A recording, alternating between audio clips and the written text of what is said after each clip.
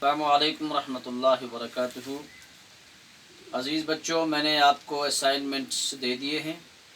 اب ان اسائنمنٹس کے بارے میں کچھ ہدایات، کچھ انسٹرکشنز میں دینا چاہتا ہوں۔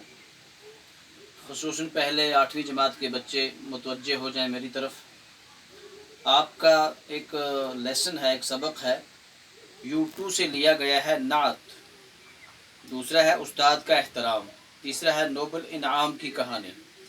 پھر آپ کا ایک سبق جو ہے جس کے میں نے اسائنمنٹس آپ کو بھیجے ہیں وہ ہے T1 کا سیتا جی کی آہوزاری۔ تو عزیز بچوں، یہ تمام جتنے بھی سبق ہیں، تمام اسباق کے سوالات میں نے حل کر کے آپ کو بھیجے ہیں۔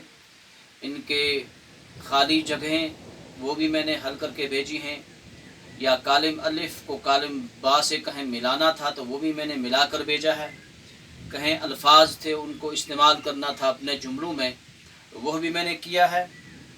تو عزیز بچوں، آپ سے میں یہی کہنا چاہتا ہوں اس وقت کہ آپ اسی طرح منعن، جس طرح میں نے آپ کو یہ لکھ کر بھیجے ہیں، اور ہر ورق پر میں نے صفحہ لکھا ہے، ہر لیسن کا صفحہ 1، صفحہ 2، صفحہ 3، اسی طرح آپ بھی اٹھائیں۔ اب چوتھی جماعت والے میری طرف متوجہ ہو جائیں۔ عزیز بچوں، چوتھی جماعت کا U2 کا پہلا سبق جو ہے وہ ہے سچا انصاف، جس میں حضرت عمر رضی اللہ تعالیٰ عنہ اور اس بیوہ عورت کا واقعہ ہے۔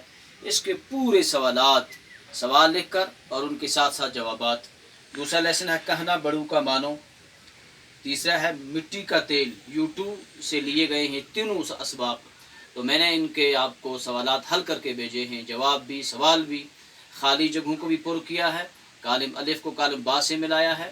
تو صفحہ وائز منعن آپ بھی اسی طرح اٹھانا اور اپنی کاپی کو مینٹین کرنا۔